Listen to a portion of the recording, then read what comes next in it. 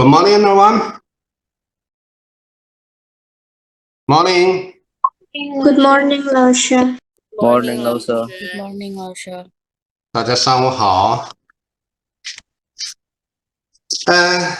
First, before our lecture, I'll have two things to talk about. The first one is about the homework.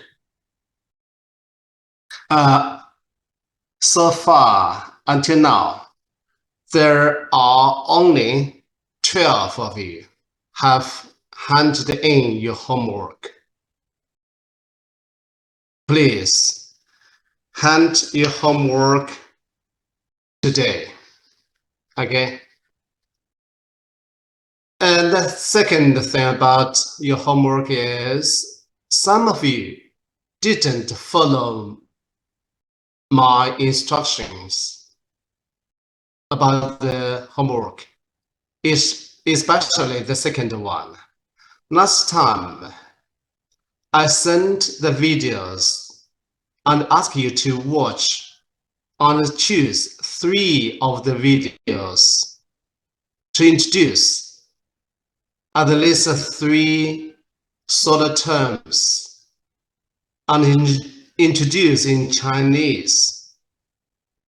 But some of you who had handed your homework just introduce all the solo terms, because in the videos there are solo terms and there are folk cultures and the different customs. I'd like you to introduce only 3 of the 24, not all the solo terms. And the third one about your homework is, until now, I haven't received some of your homework, especially the other two. Du Fu Li and Yipla Xin. Du Fu Li and Yipla Xin. Last time you promised me to hand in your homework in last week, but you didn't. I need your explanation. I need you to tell me why. So the 3 points about your homework, and then let's talk about the last point about your homework. Please don't hand your homework in the early morning. Some of you handing your homework around 1 o'clock, 4 o'clock in the morning. The sound of my phone wake me up in the morning too early. Please hand them in in the daytime. And the second one I'd like you to know about is, please attend the class during my lecture. That means don't leave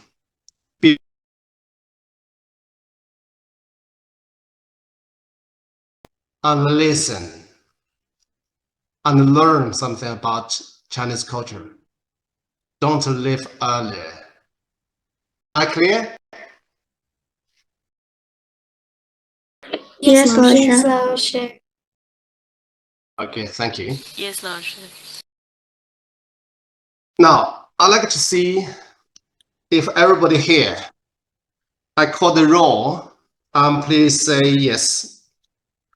彭梦薇，赵老师。唐莎莎，唐莎莎，彭威廉，赵老师。李一桐，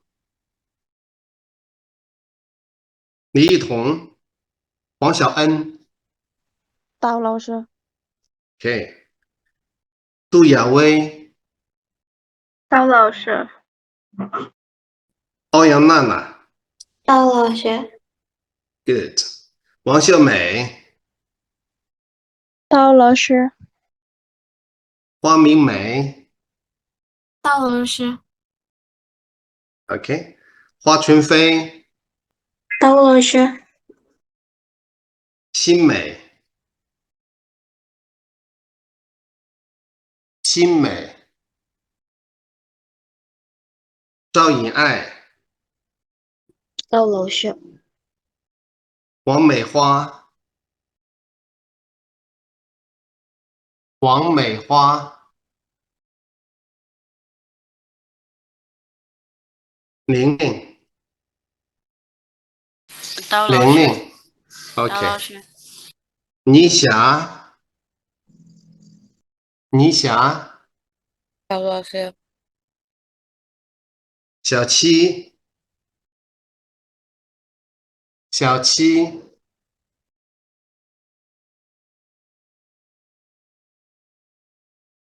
李永富 Yes. ，OK， 张福明，到老师。杜富丽，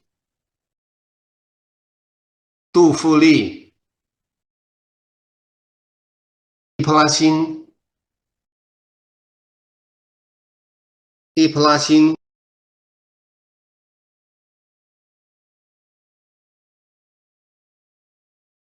，OK， 6 students are not here. Now let's begin class.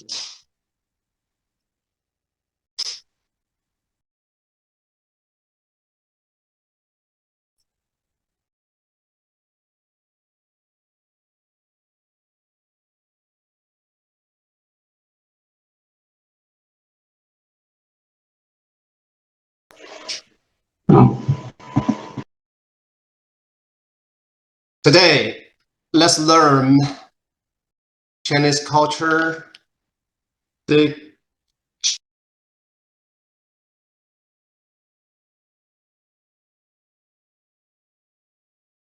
also it also means food, Chinese food culture, food culture.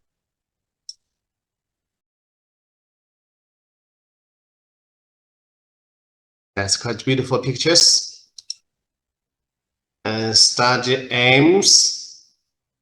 I'd like you to understand Chinese culinary culture and understand the relationship between Chinese culinary culture and Chinese culture. Understand the characteristics of Chinese culinary culture and learn 8 schools of cuisine and the features.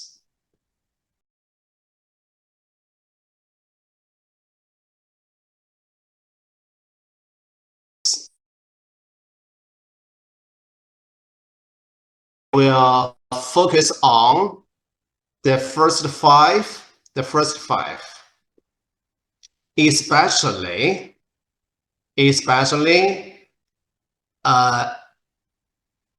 number 2, connotation of Chinese food culture, culinary culture, and the features of Chinese food, classification of Chinese cuisines.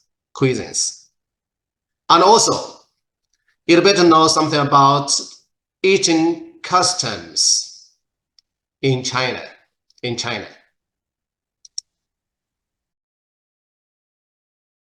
Now, first, I'd like you to watch a short video. 聚餐为乐，以健为荣 and discuss the two questions. Are Chinese food popular in country? What kind of Chinese food do you like best? And the second is, have you ever eaten or have you ever tasted any Chinese food? On what occasion?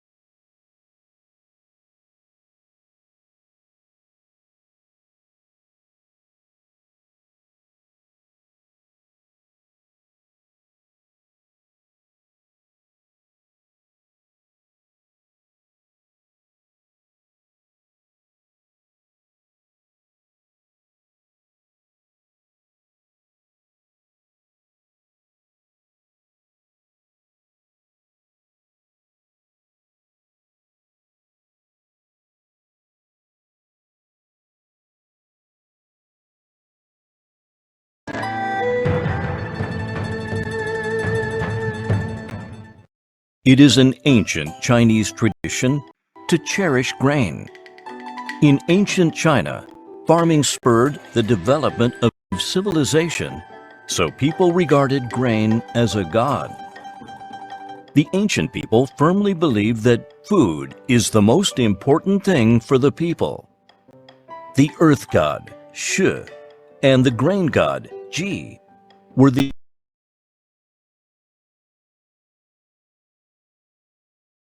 soul Shi Ji. Chinese believe in food conservation. Scholars have strongly advocated that every single grain is fruit of hard work, and nothing should be wasted. Strong daily practices are associated with respect. Container completely empty. There is always a little rice left in it.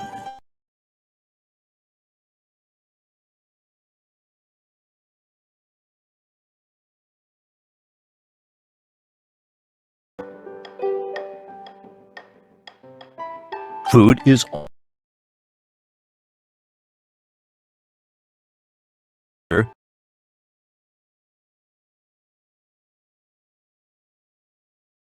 There are many ways to get together, but the word tan is usually added to it in case of festivals, birthday celebrations, moving to new houses, weddings, and funeral. Ju tan, get together and have dinner, is an important way for Chinese families to bond. But these ordinarily frugal people often end up wasting food during Ju tan. Some reports show that annual waste of grain in China is close to 6% of the total grain output, of which the waste rate of a large party in catering industry is as high as 38%. The food waste is driven by people's flamboyant nature. They think the pots must be filled to the brim, and taking away packed food from a party is disgraceful. The dishes at a dinner party have become a symbol of a person's wealth, and having too many dishes at the menu have become fashionable, thus promoting waste. The ancient people said, "Thrift is a virtue, extravagance is evil." Whether you are single, have a family, or even as a country and the entire mankind, diligence and frugality are qualities one needs to cultivate. Being frugal does not mean being stingy. It simply means one is wise enough not to waste food. If the culture of diligence and thriftiness is a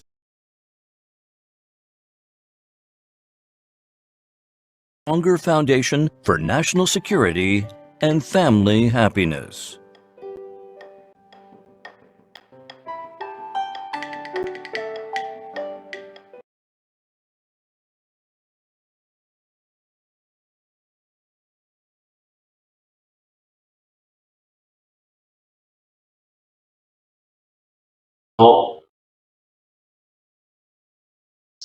the Chinese people's attitudes to food, and it's also a culture. It's culture for people to regard the food and to regard. Let's come back to the questions. Are Chinese food popular in country? Would like to answer the question? Li Tong. Yeah, please.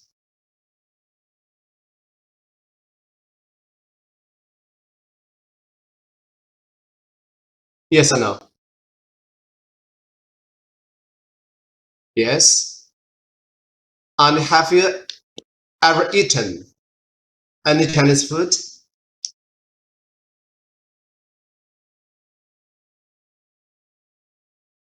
Sorry, I can't hear you clearly. Yes, 老师, I have eaten. And what kind of Chinese food do you like best? 豆包, 粿条.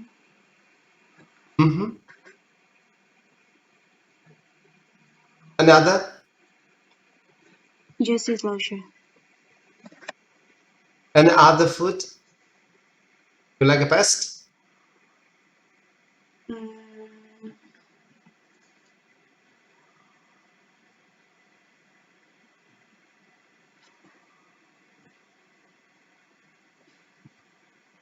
Now, on what occasion you eat Chinese food?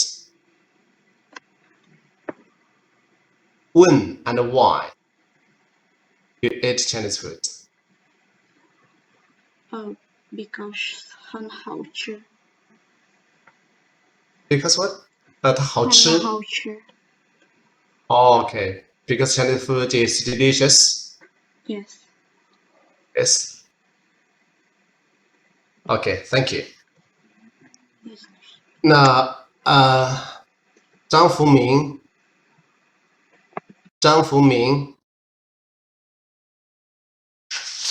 Yes, 老师。 and have you ever tasted Chinese food? Yes, 老师。 And what kind of food you ate? Many, 老师 very many. Many. Yes. Do you like Chinese food? Yes. Yes.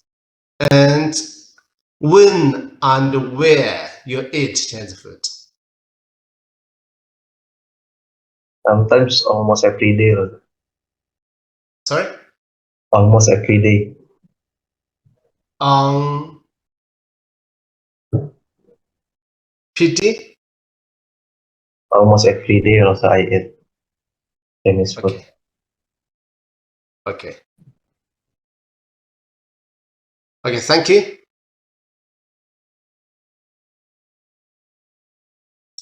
I think most students have tasted Chinese food.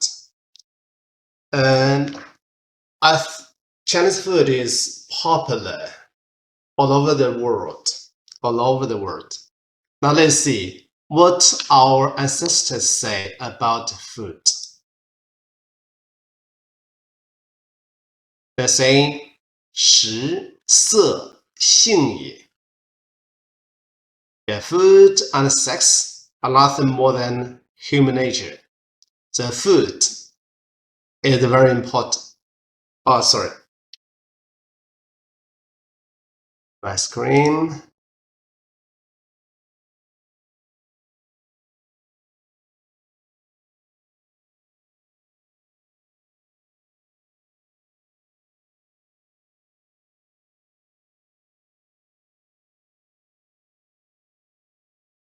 The food is very important in human nature. And 饮食男女，人之大欲存焉。人之大欲存焉。The English, eating, drinking, and sex are basic needs that enables the survival of human species. So eating is one of the basic needs. 人目不饮食也，鲜能知味也。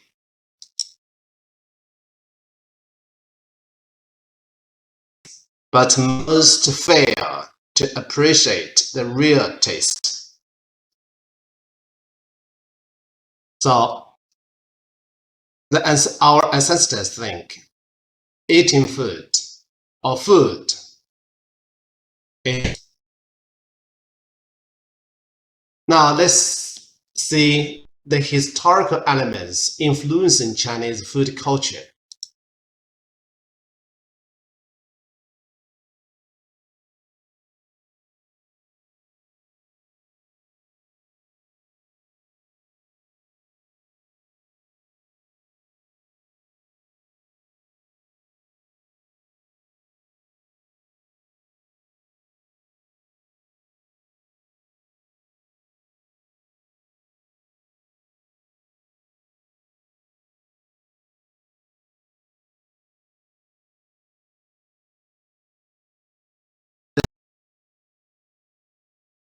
Turkish cooking. So the other two are from French and Turkey. And people in different regions choose the food mainly by the materials they have.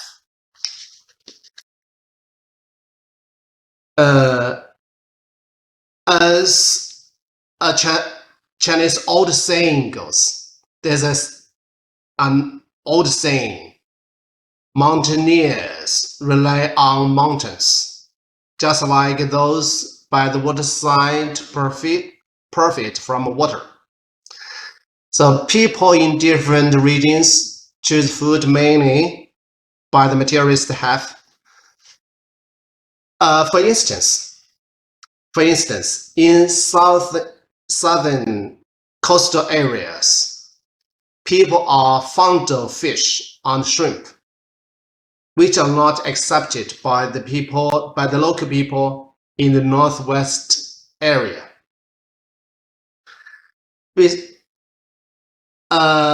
In addition, politics, economy, and technology are main factors which contribute to the area differentiation of Chinese food. Here, I cite two examples. Example one, the food culture in Beijing.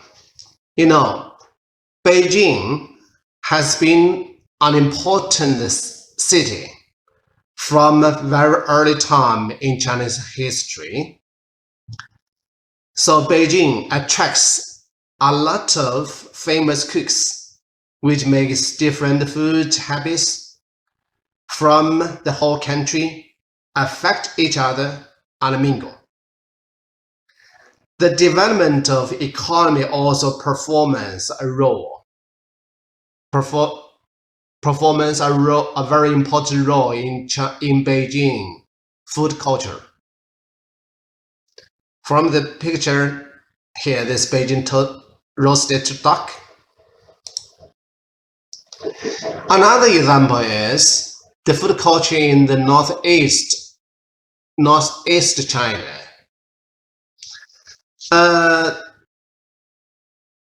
The northeast China has been relied on gathering, that means fishing, hunting, nomadism.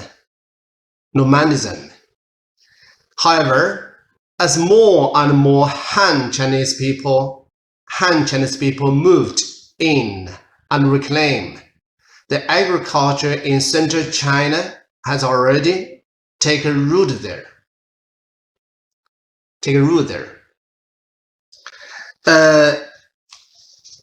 In the northeast, includes Liaoning, Jilin, Heilongjiang, and Inner Mongolia. the soil is rich. The soil is rich without large population nor frost period. That means the temperature in northeast, especially in winter, is low. The economy there is made of farming, hunting, fishing, and gathering. Compare with the food in the middle of lower reaches of the Yellow River and the Yangtze River valleys. The food in northeast of the consists of more animal albumin, more animal albumin. Furthermore, because of the lower temperature, people there like frozen food, especially. The frozen food in northeast China being a large number of kinds and quantity, as well as long eating period. In northeast area, people eat a lot of frozen food, such as frozen meat, frozen fish, especially frozen tofu. And because of short non-frost period, that means in the whole year, there's short time of high temperature. The fresh vegetables is in short supply. As a result, people like to store a large number of them for the winter. So this is the second example. The food culture in northeast China.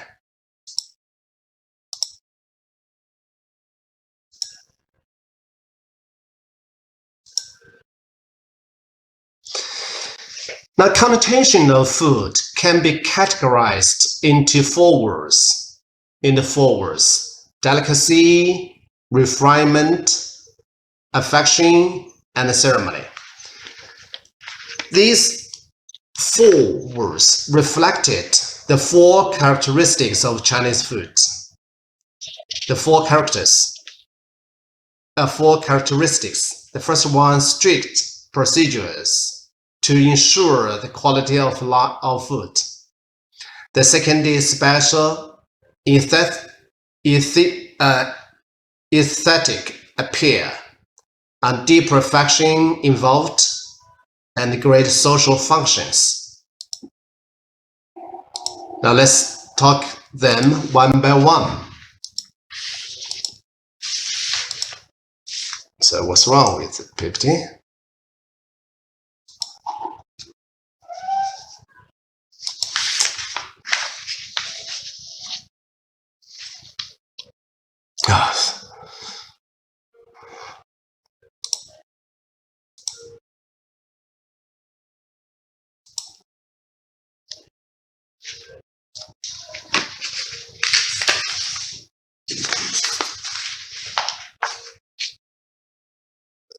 Here,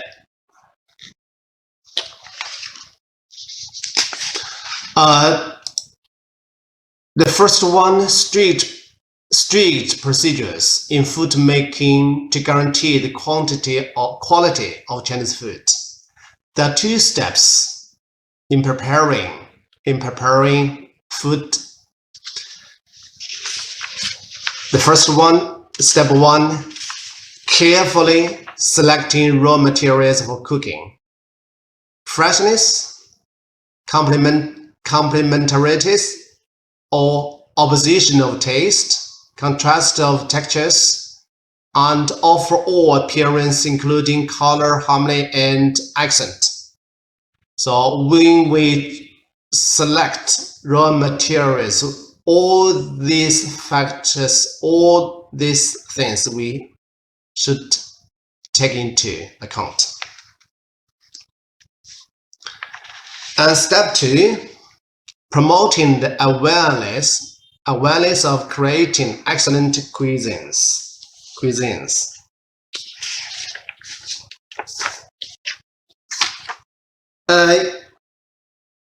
Now that cooking is more than an art, than an art craft in Chinese food culture, people tend to pay special attention to cooking. One of the manifestations is that, unlike most Western dishes, we tend to cut the materials into pieces, which are in appropriate size, so that we don't need to cut them when we are eating. What's more, there are many ways of cooking in Chinese food culture, such as steamed food, fried food, boiled food, stewed food, simmering food, etc. Now, the second characteristic is about aesthetic appeal and the deep affection involved in Chinese food culture.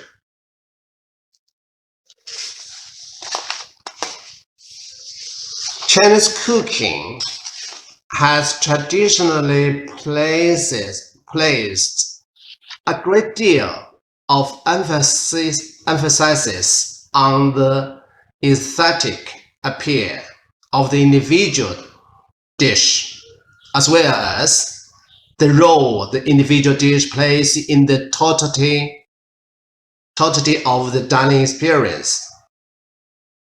Inherent in this sentiment is the attention paid to harmony and balance of the ingredients of an individual dish, such as the dish textures, color, aroma, and flavor.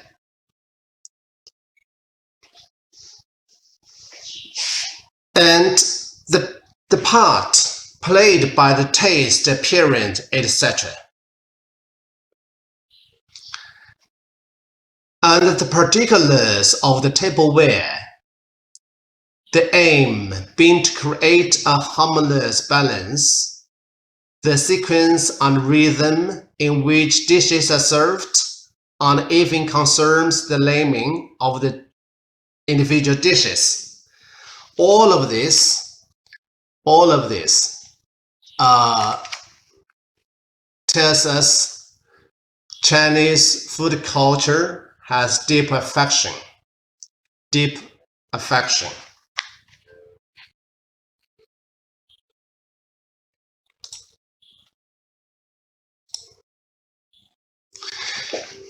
And the third characteristic is Chinese food embraces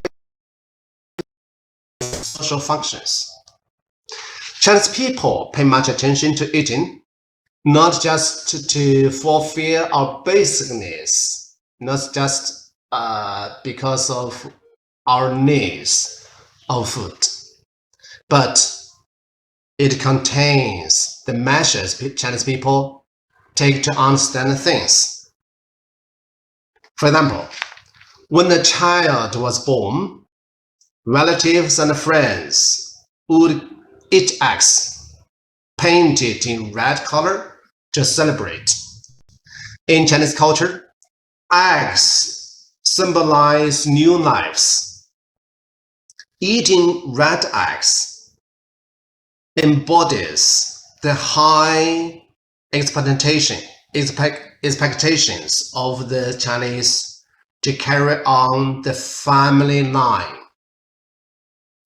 We have feasts in the weddings. We celebrate our birthdays with gatherings and delicious food. We gather with our friends and families to eat. which is a good way to enhance our intimacy. That means to show we have close relationships. So in a word, food culture, Chinese food culture has gained much popularity. Food culture, which has great influence to Chinese people's personalities, has already become one of the fine traditional cultures in China. With the enhancements of the globalization, Chinese food culture would become better known across the world.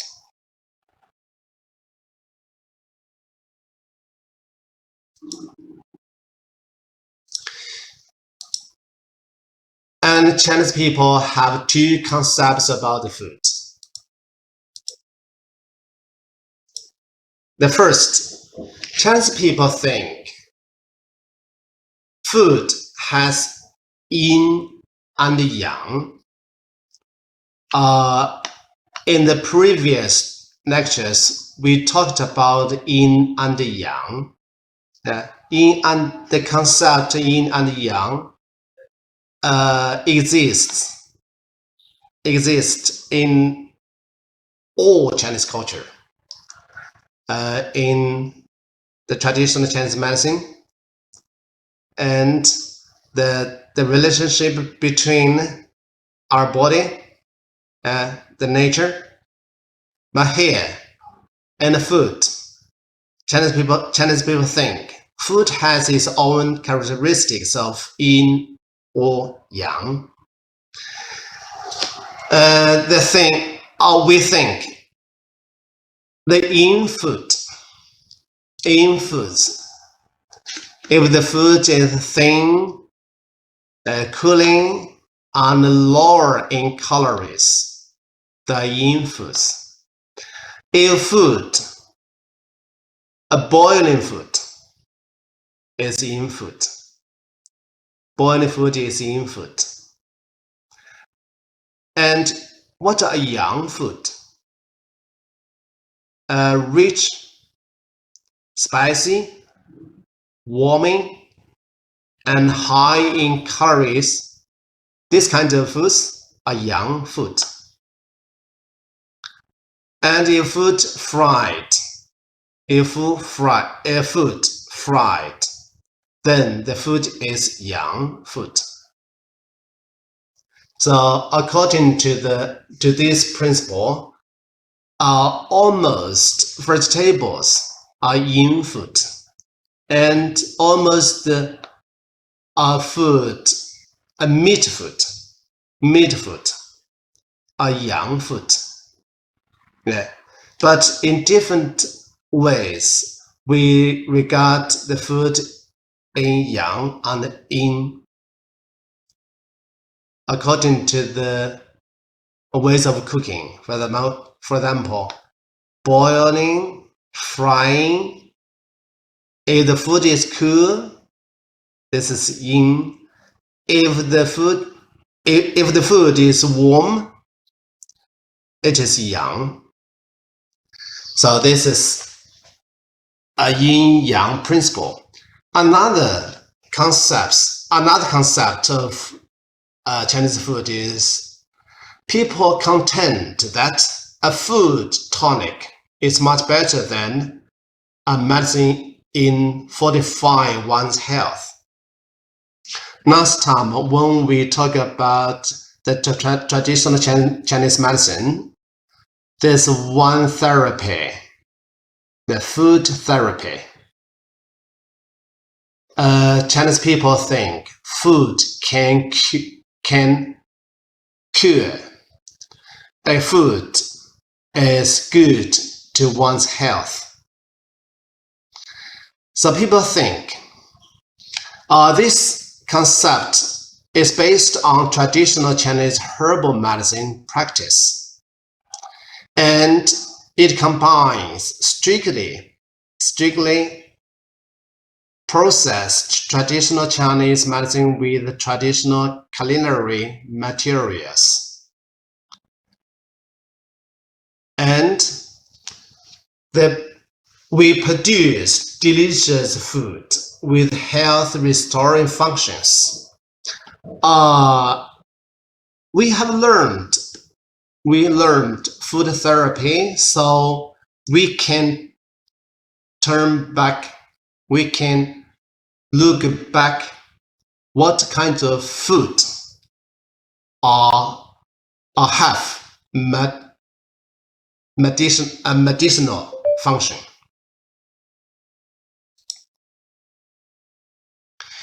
Now, the third point I'd like you to know about is the features of Chinese food. This is about individual food. Yeah. There's 色香味。在中国说中国菜特别注重的是色香味 color, aroma, and taste. The color refers not only to the beautiful color of the food, but also the layout and design. I think when you look at the picture here, you think it's beautiful. The layout and design is attractive. And 香 aroma refers to the fragrant and appetizing smell of the dishes served on the table before eating. Yeah, aroma. It's also attractive before you eat them. And the taste is not only associated with tasting the food itself, but also with the appreciation of seasonings and texture. So this fish head, there's a lot of peppers, green pepper and red pepper, and heavy seasonings. The 色香味. And if you want to make a dish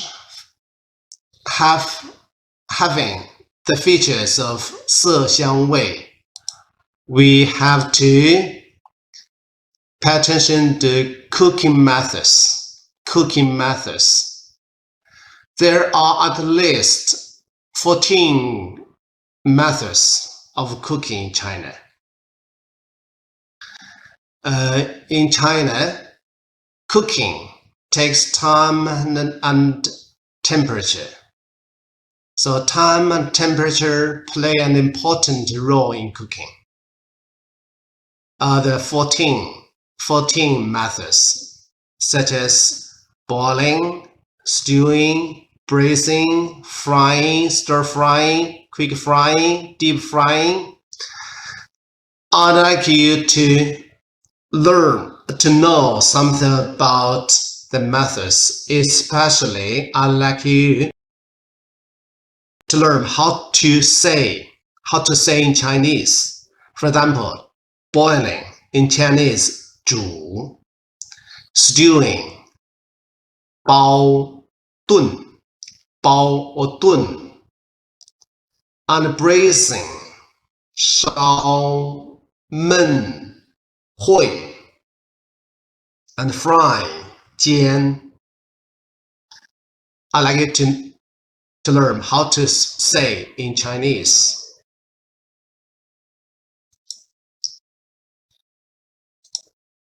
And if you want to make a good dish or make your food tasty, beautiful, and fragrant, we have to use a lot of seasonings. So taste mainly depends on the seasonings. So from the pictures, we know there are a lot of seasonings. So there are many tastes. For example, salty and sweet, sour, pungent, and fragrant, and pringled, and tangy, and bitter. And if we want to make the food different tastes, we have to use different seasonings.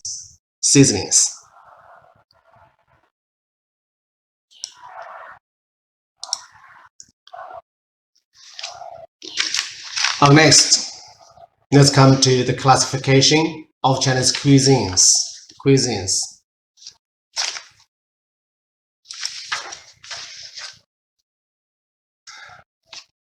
Chinese food vary from north to south because it is so big. China is so big, and we have many kinds of food from different places, different areas.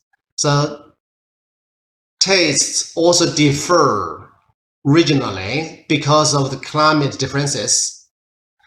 There's a saying in China.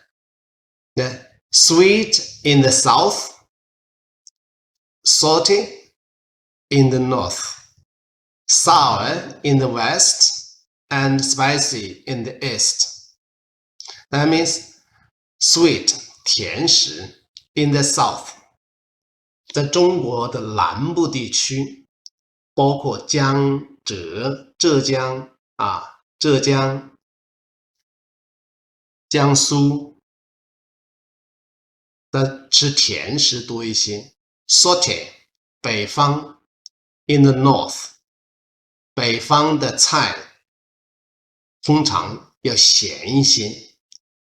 For example， 山东 cuisine 山东菜，还有东北的northeast food， 他们的盐要多些。Sour in the west， for example in 四川，四川重庆 ，they eat food with sour taste and spicy in the east.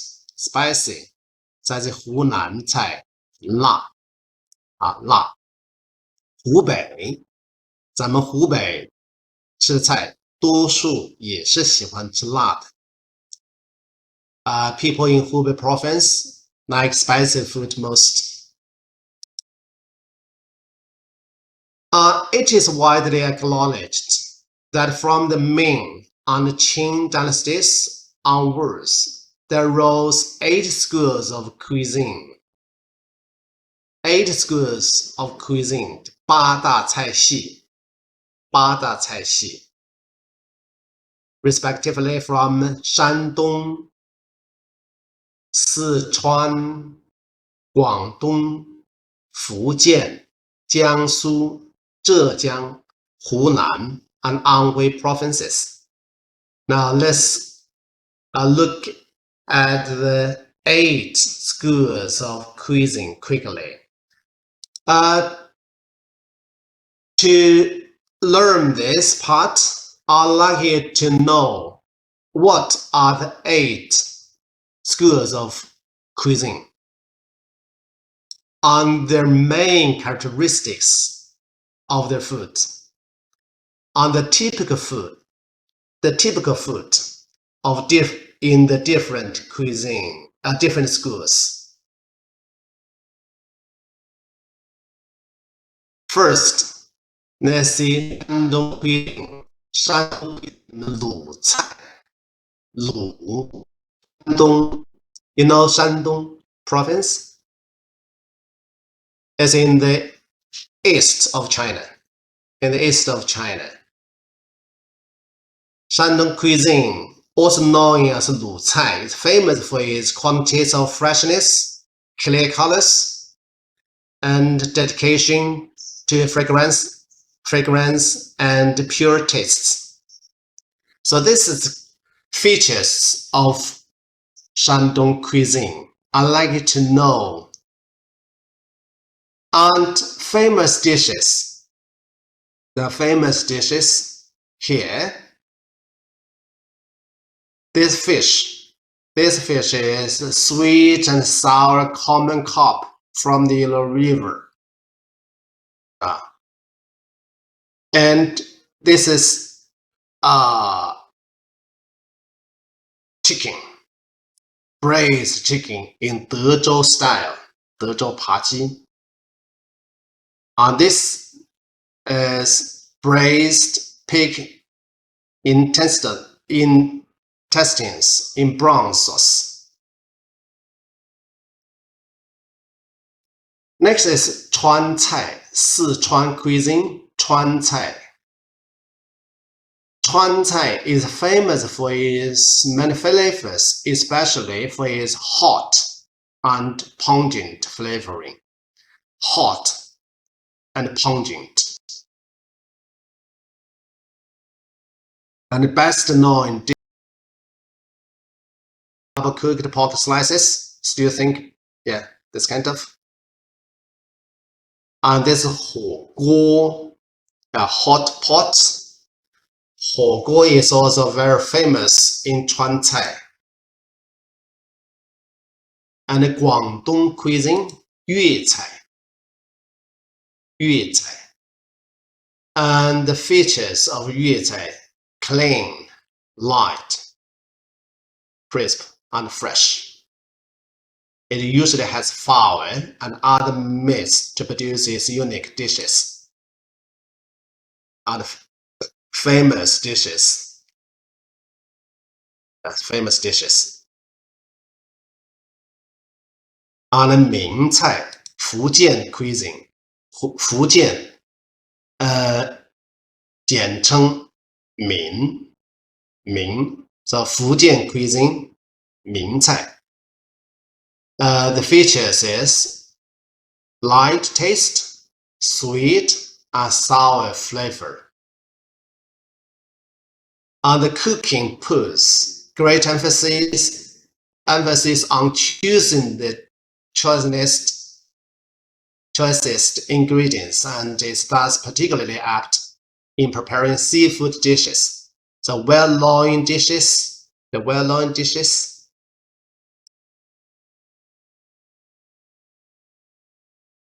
And Jiangsu cuisine.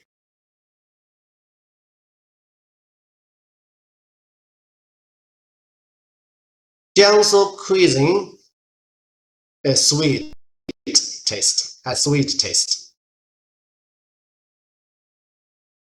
It preserves the food's original flavor while emphasizing strict choice ingredients, exquisite workmanship, and elegant shapes. The famous dishes include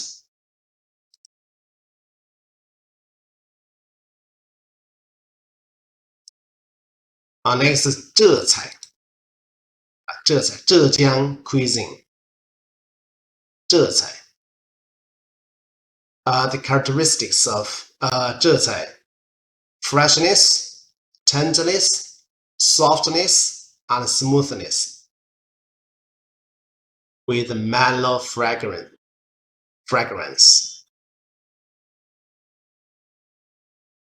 The well-known dishes.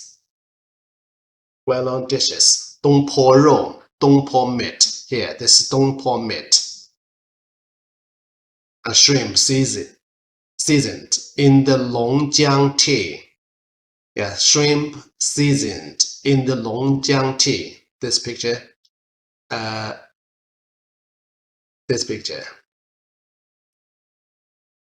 Anhui Cai, Anhui cuisine.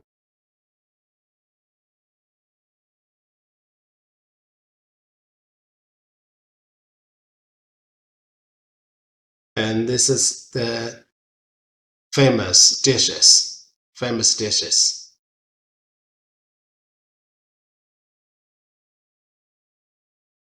And last is 湘菜, Hunan.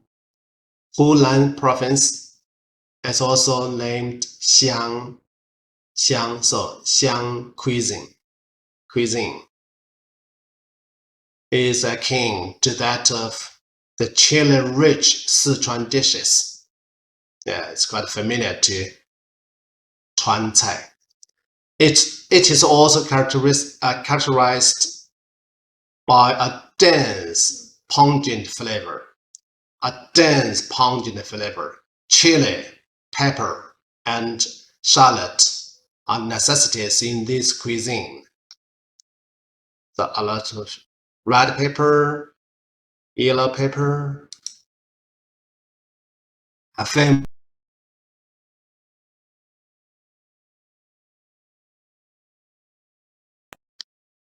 So we just go quickly.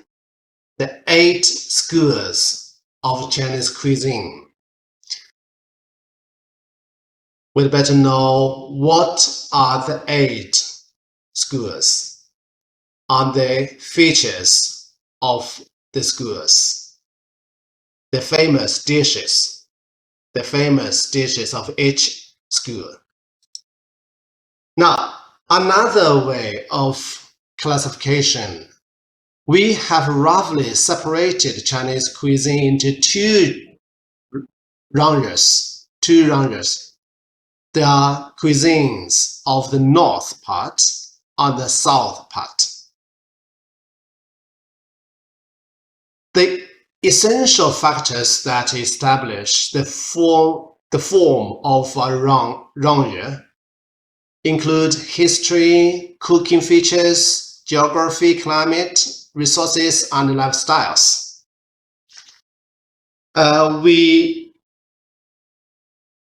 Let's see the characteristics of the cuisines in southern part of China. The southern part of China. The southern part, we define China according to the Yellow River. The north part of China, we call it North China. The south part, we call the southern part. Yeah, the southern part. In the north part, in the southern part of China, there's abundant raindrops and sunlight. Then people there grow a lot of millet and rice. So people in the South China prefer plant diet. They eat plant diet quite a lot. It doesn't mean people in South China don't eat meat. No. And people in the South China drink soup both before and or after the meal.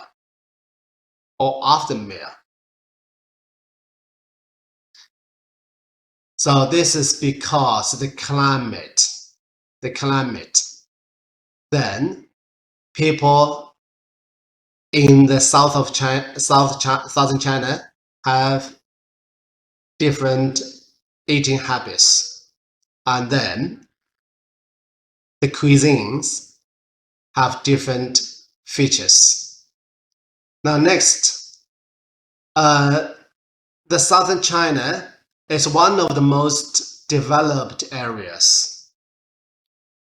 It welcomes people from the entire world because of the transportation, because of the exchange of goods, of culture. So a lot of people from outside the world come to South China.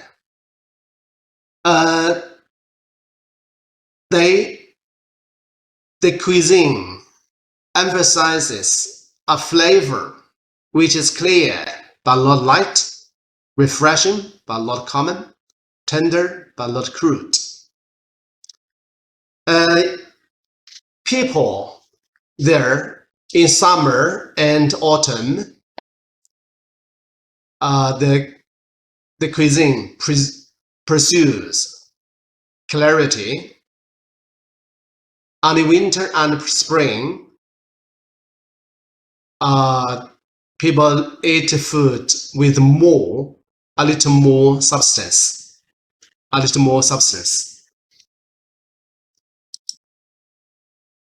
the third, racial culture also influences the food culture.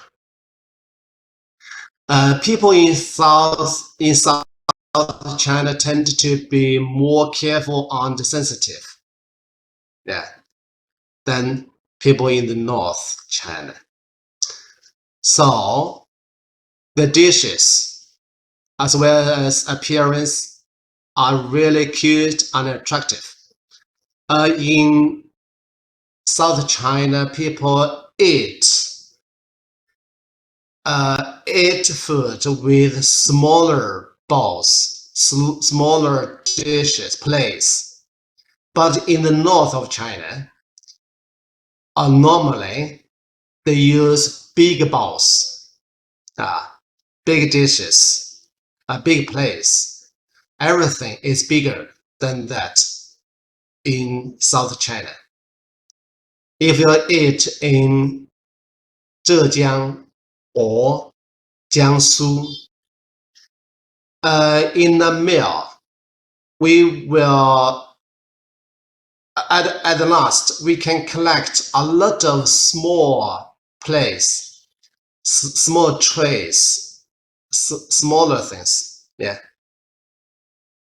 So this is the characteristics of cuisine in the southern part of China. Now let's see the characteristics of cuisines in the north part of China. In the north part of China, the development of agricultural and civilizations was more advanced. So the north part of China has played a crucial and pioneering role in Chinese cuisines. Cuisines in the north part of China has two main characters.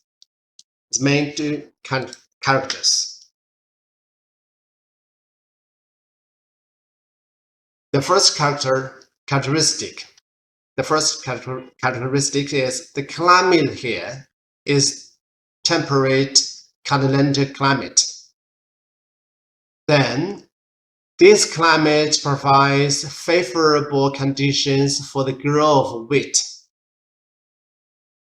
There are a lot of wheat. People in north tend to eat cooked wheaten food. Here, this is noodles. And this is steamed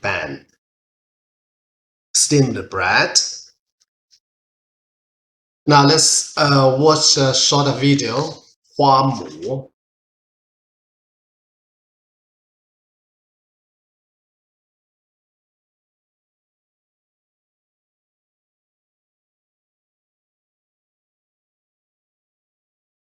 母.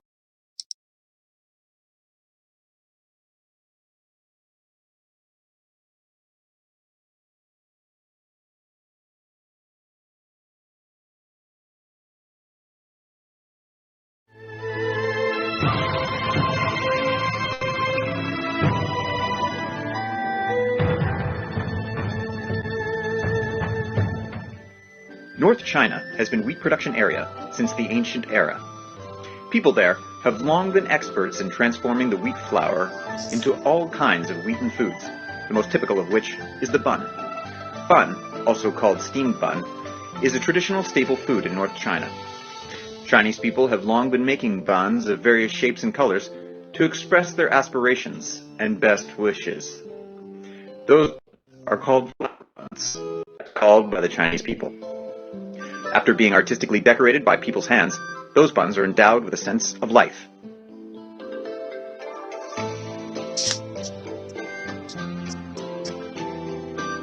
Flower buns originated from the change of Chinese folk custom on sacrifice, in which people replaced slaughtered cattle with dough-made animals as sacrifices.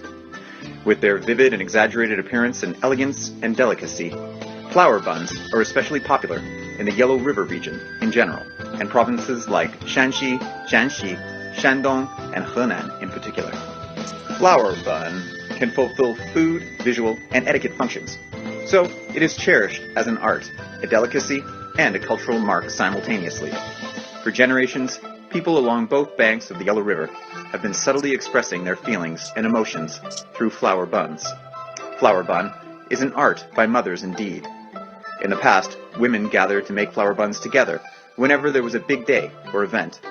The making of flower buns borrowed a lot of insights from Chinese folk painting tactics. The most famous flower buns in China is so-called Wenxi flower buns of Yuncheng City, Shanxi province. Particularly popular during the Ming and Qing dynasties, Wenxi flower buns has a history of over 1,300 years, renowned for its unique artistic characteristics and sophisticated making process. Wenxi flower buns was included in the list of Chinese intangible cultural heritage in 2008. In the 1,000 years after its birth, Wenxi flower buns were endowed with very rich cultural connotations by the local people, who also developed unique receipts for making flower buns. The most prestigious Wenxi flower buns are made with Beiyuan flour, or Beiyuan shui flour. In the rural part of Wenxi County, flower buns are generally made for major festivals. The making of Wenxi flower buns takes 4 to 5 days on average, and goes through 9 major procedures, namely watering, flour sifting, yeasting, dough pressing, shaping, proofing, steaming, coloring, and decorating, followed by another 100 plus minor procedures. All of these procedures have to be done manually. For instance, as far as the shaping procedure is concerned, bakers will have to employ a long list of skills, like pinching, twining, kneading, stretching, cutting, and affixing, etc. By using tools including rolling pin, scissors, chopstick, comb, and prod, bakers can make various shapes like flowers, fruits, figures, birds, and beasts. Flower buns can be decorated with rice, beans, and dates, sometimes colored with food dyes. The shape of a fine flower bun must be vivid and delicate. The finest flower buns are often praised as microcosms of things in the actual world. Flower buns can have different shapes according to different festivals and specific functions. For example, big steamed buns are generally prepared for the Spring Festival. Shapes of buns for the Lantern Festival include lamps, dogs, roosters, and pigs, etc. A married daughter should make fish-shaped buns for her original family, praying for a big harvest. In contrast, a family will make tiger head-shaped buns when wedding its daughters. Snake-shaped buns will be prepared for the tomb sweeping day, with a connotation of wiping out all misfortunes.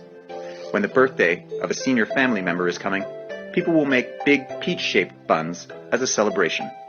Today, an increasingly affluent era, a lot of people still cling to the old ways to express their aspirations and best wishes. Flower buns are still one of the favorite folk gifts for the Chinese people. As a vehicle to express people's wishes, flower buns exist as a pinched artwork, a steamed delicacy, and a simple embodiment of Chinese folk etiquette.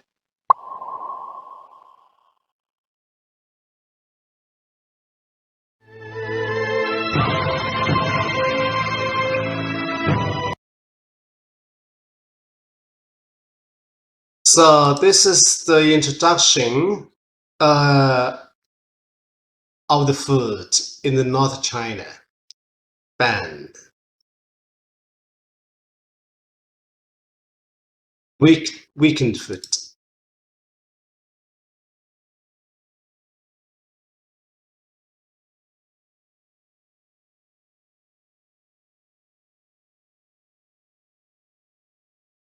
Flower ban. From this, we know people in the north tend to eat cooked wheaten food. And the second characteristic is people like to add more ingredients to dishes, even the soup. So the food in the north is often more salty and greasy. And then, as a result, people in the north are more likely to suffer from high blood pressure and heart diseases. This is the characteristics of the cuisine in the North China. And the fifth point is eating customs and Chinese culture. First, let's see Chinese eating customs.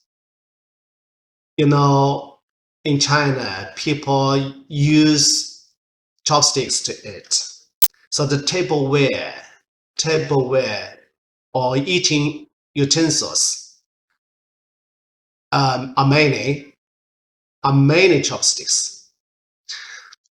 I still remember I recommended you to read an article, The Importance of Chopsticks, weeks before.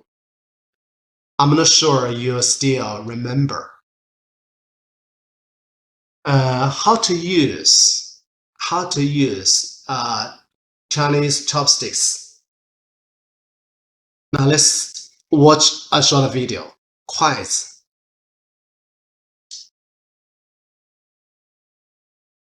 Quiet is quite well-known cultural symbols in China.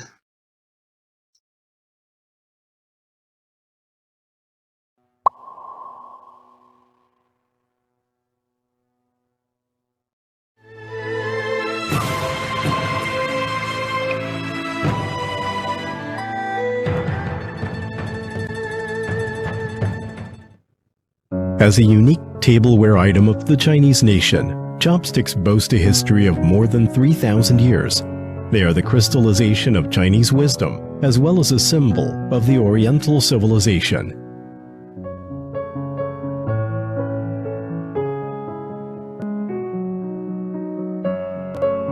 Chopsticks, also known as du in ancient China, are usually made of bamboo, wood, bone, porcelain, metal, and other materials.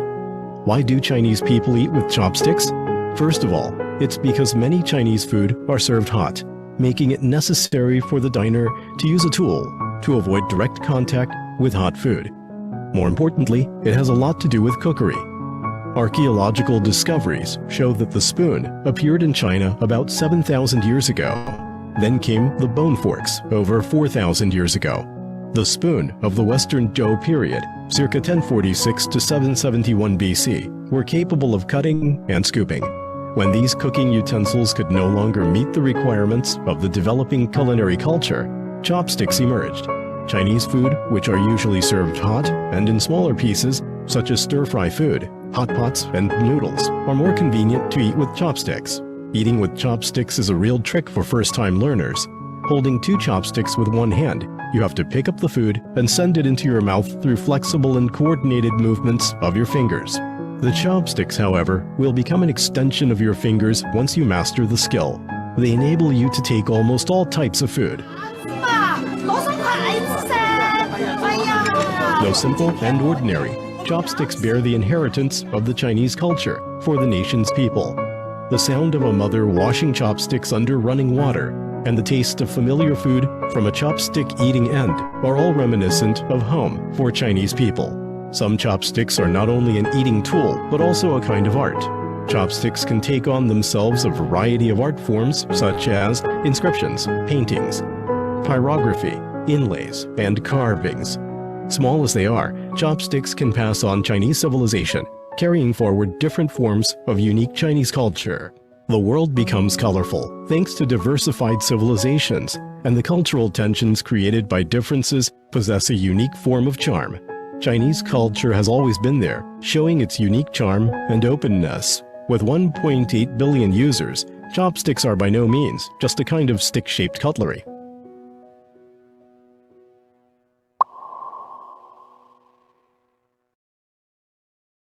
Chopsticks, yeah, is a symbol of Chinese civilization. And in this video, we know why we choose chopsticks to eat as eating utensils or tableware, tableswares, and what kind of materials chopsticks are made of.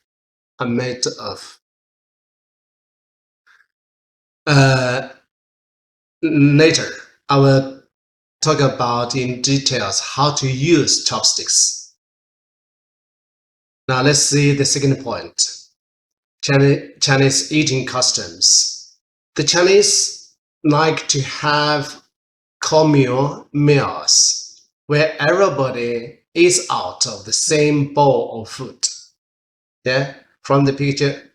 Oh, sorry, I forget.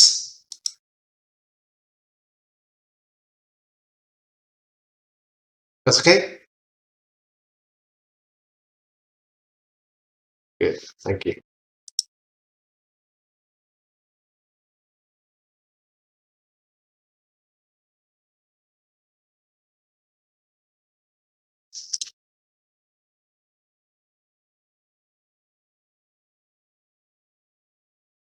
And from the picture, you can see everybody is out of the same bowl of food, not like the foreign, the Western food. The Westerners eat food from their own place. In China, the food is contained in one big bowl or plate. Everybody can eat from it.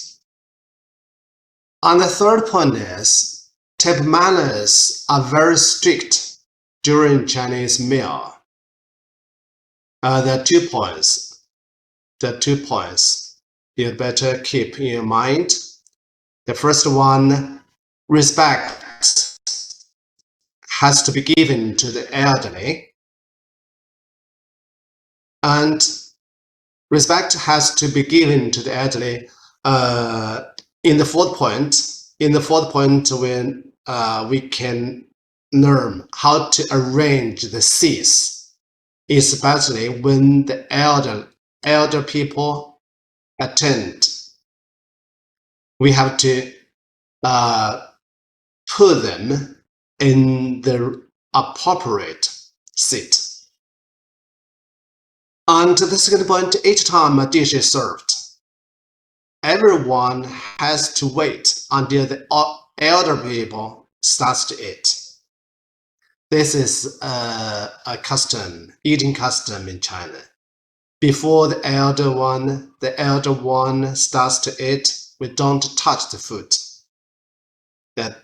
This is a way of respect. And the fourth point is arrangement of seats. This is quite complicated in China. Also is a complete culture. Let's take a round table, for example. A round table. Here, from the right picture, round table.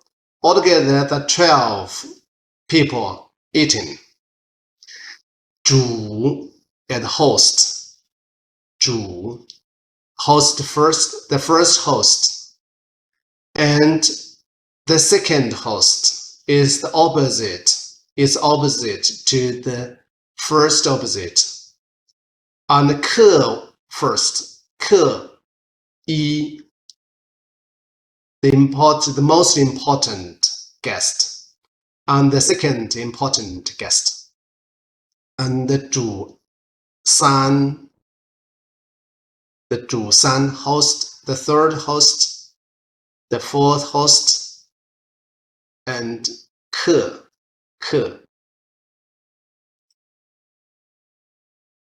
This is in a family dinner. In a family dinner, you can see the older ones, the grandpa, grandma are seated in the middle.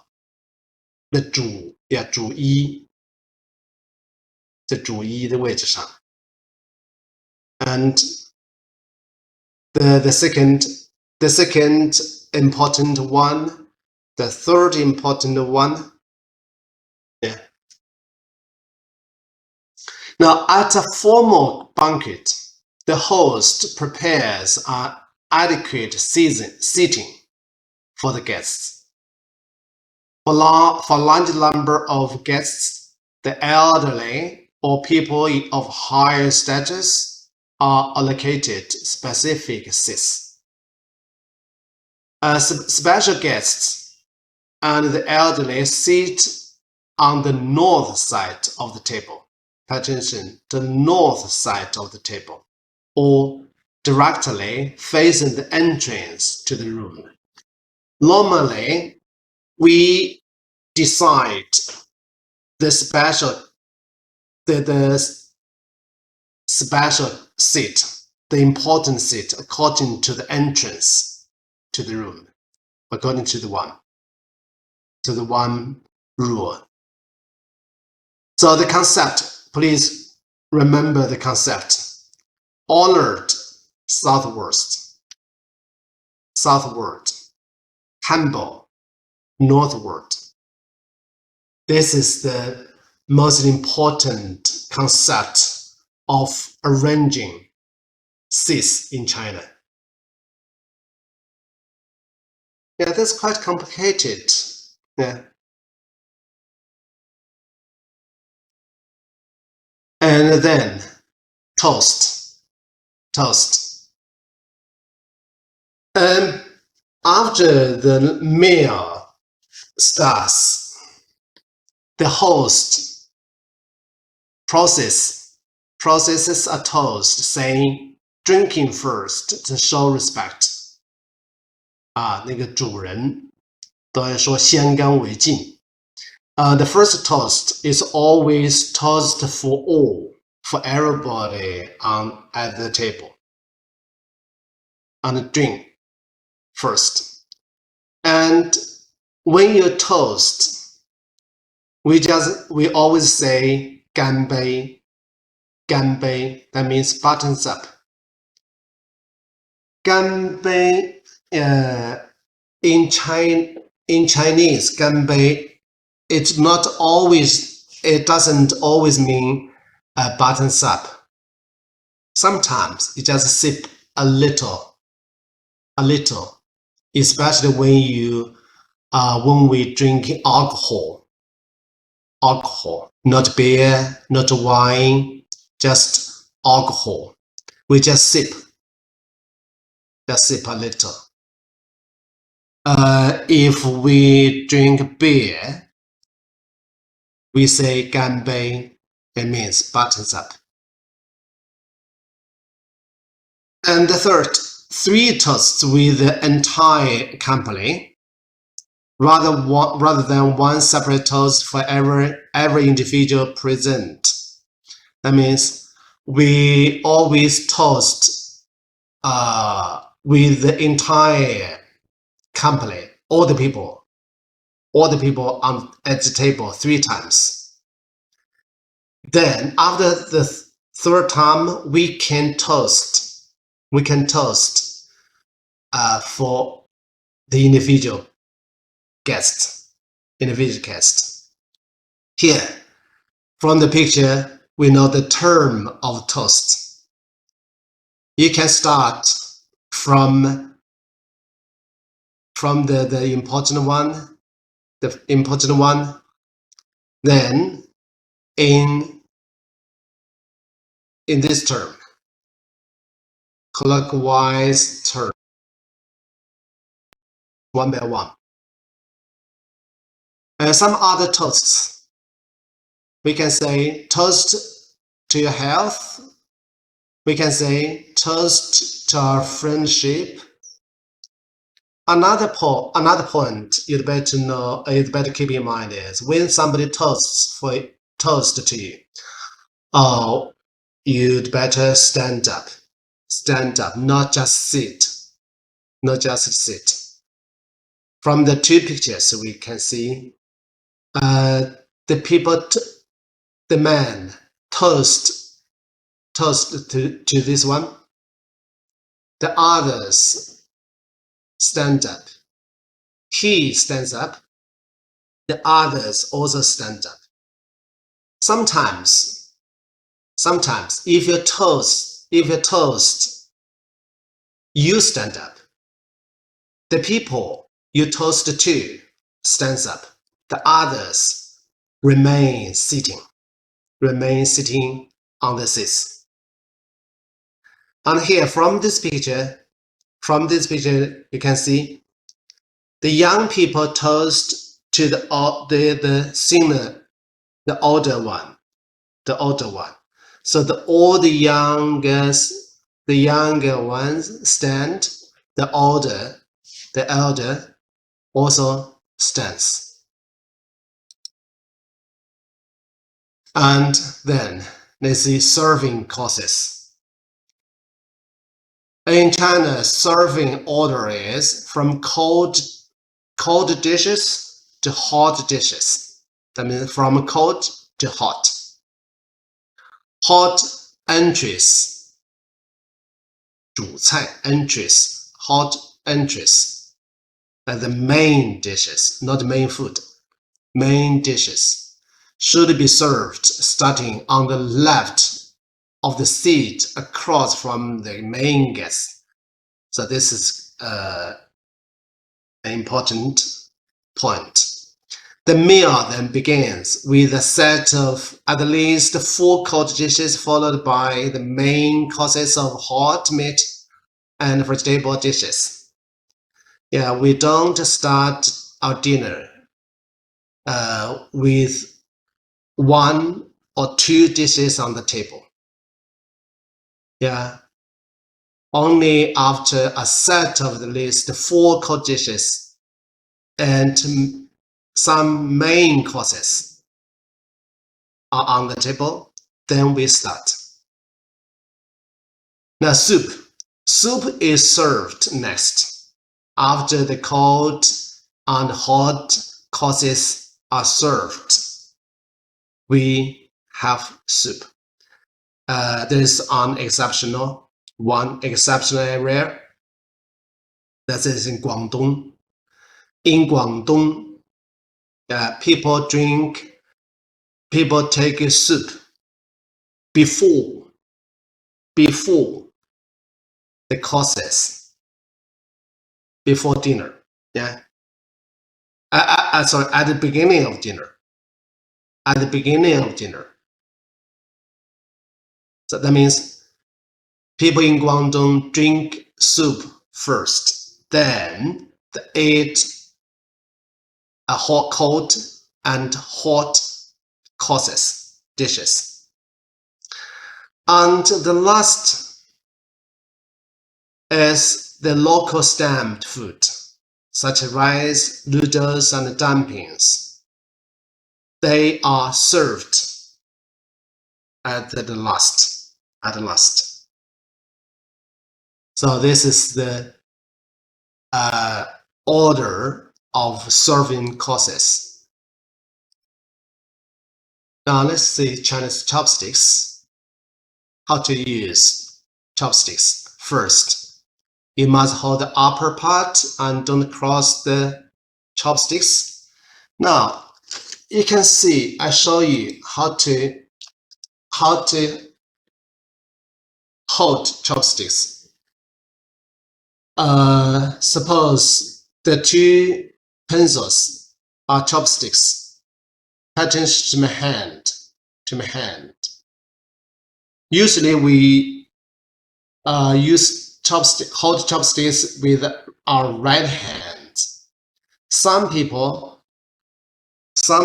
use their left hand. It's okay. Here, pay attention. Please see my hand. Yeah.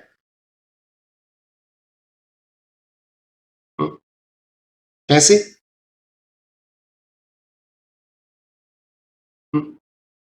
Yes, Okay. 老师。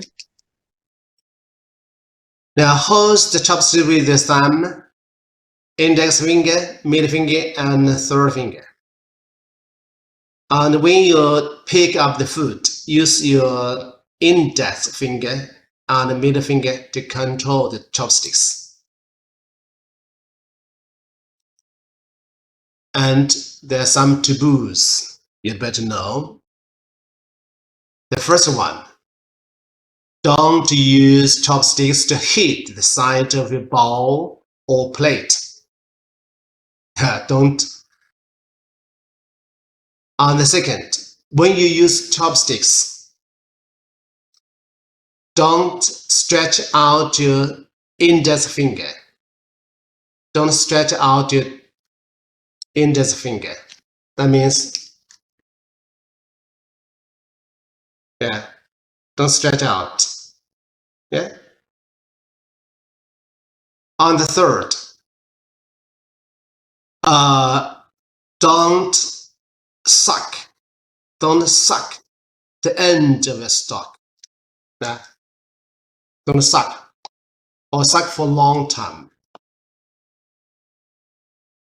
The fourth, don't use chopsticks to poke at every dish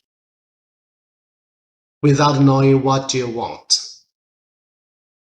That means you turn the food on the plate, turn, yeah. And the last, don't insert chopsticks vertically into the food, especially when you eat rice or noodles. Don't insert chopsticks vertically.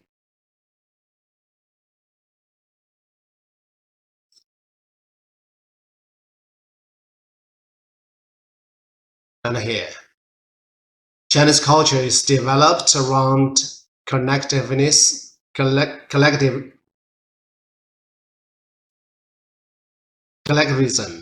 which stress communing and harmony. So Chinese people like to have communal meals. That means all people eat the food together. And the elder are respected at the table.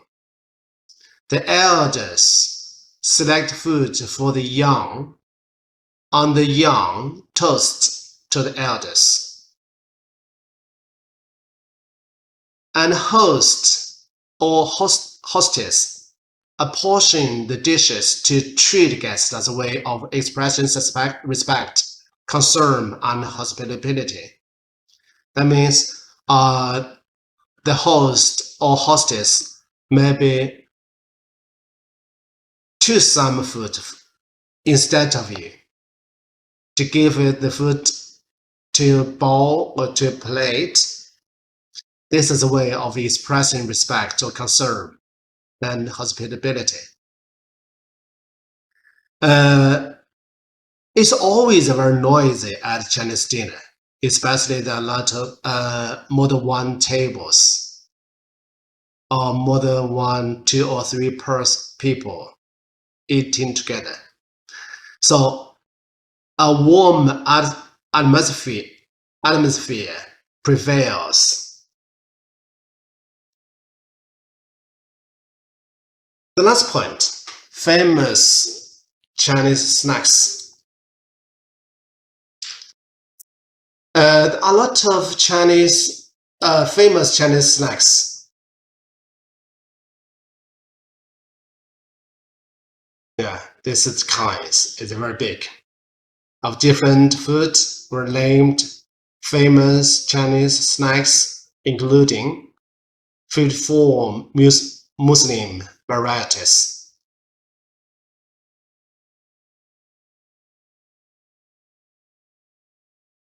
Now, I like it to watch a short video. 新疆狼. Xinjiang Lang is a famous snacks in Xinjiang.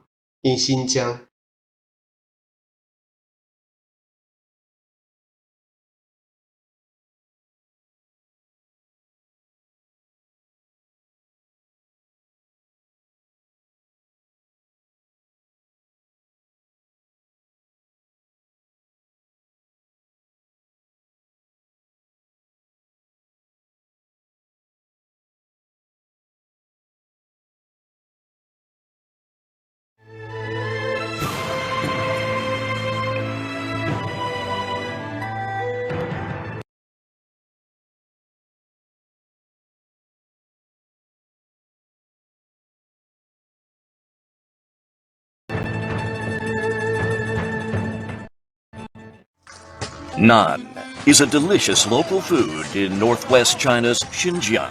Named in ancient Persian, naan is a kind of bread with a history of more than 2,000 years.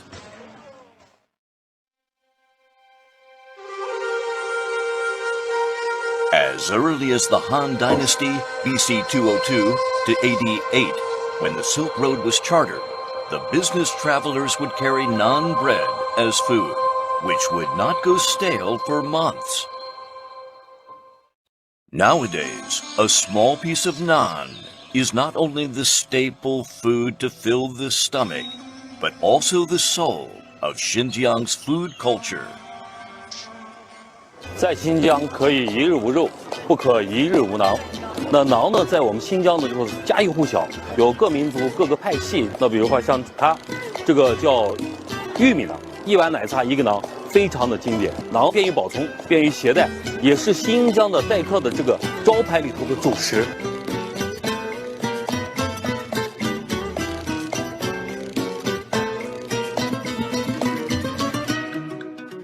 Xinjiang people cherish naan very much, and they enjoy it in a sophisticated manner.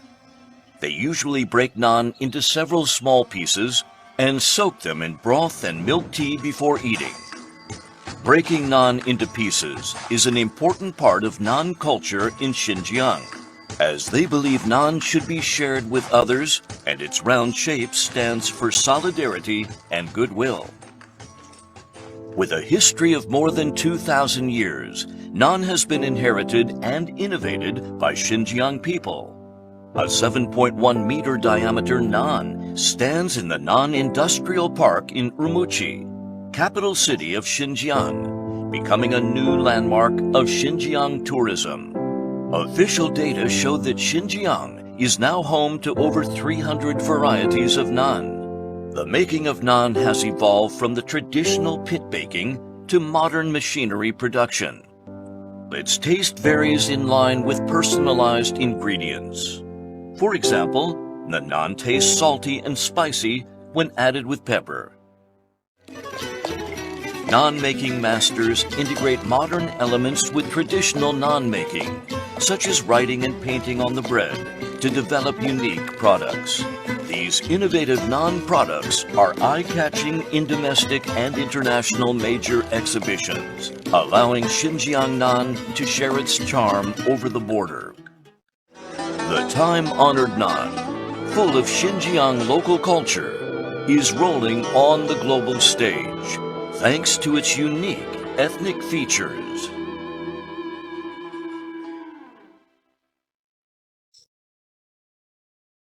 Okay, this is a snack, famous snack in Xinjiang province, in Xinjiang.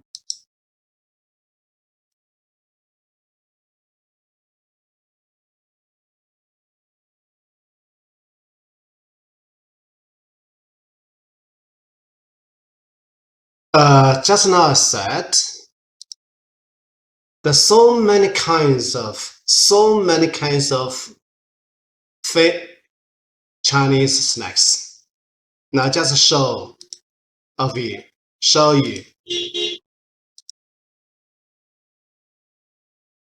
This is different snacks. Here, 湖北小吃 Hubei 小吃 This is Hubei province in which we are in. We are in the 热干面 hot dry noodles. I eat 热干面 every week, at least 2 times, especially for breakfast. 云梦鱼面豆皮，新疆小吃，串烤肉，馕 just now in the video 馕 and a lot of. Let's go quickly.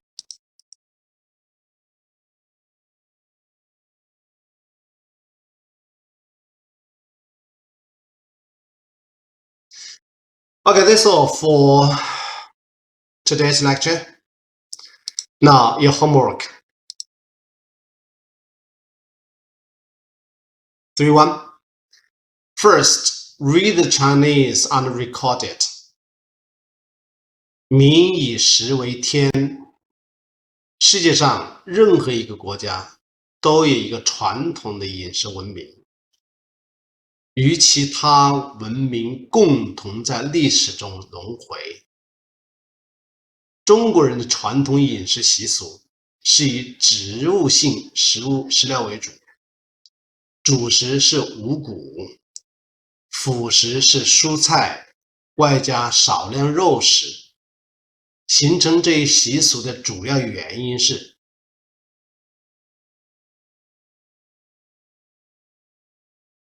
模式，以热食、熟食为主，也是中国人饮食习俗的一大特点。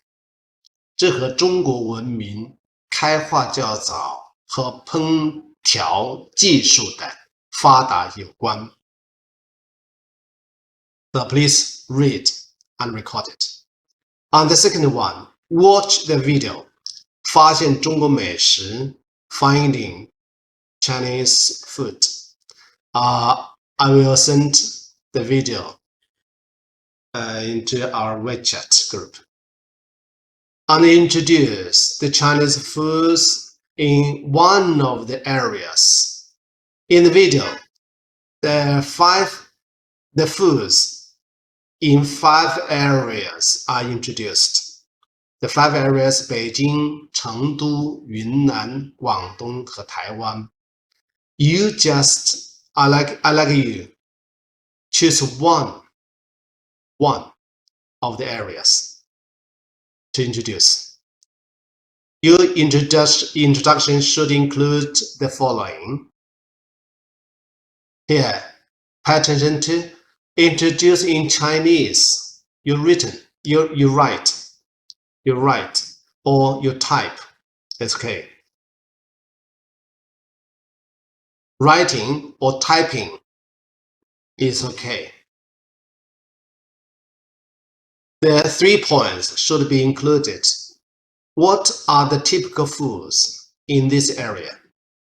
And the folk culture related to the food.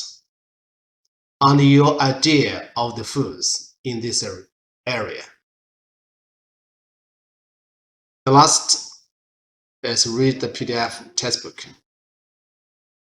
Are you clear, boys and girls? Yes, 老师。 Yes, 老师。 Yes, 老师。 Okay, I think that's all today. Thank you very much. 谢谢 See you next time. See you next time. 好的，老师。 Thank you. 谢谢老师。谢谢老师，再见。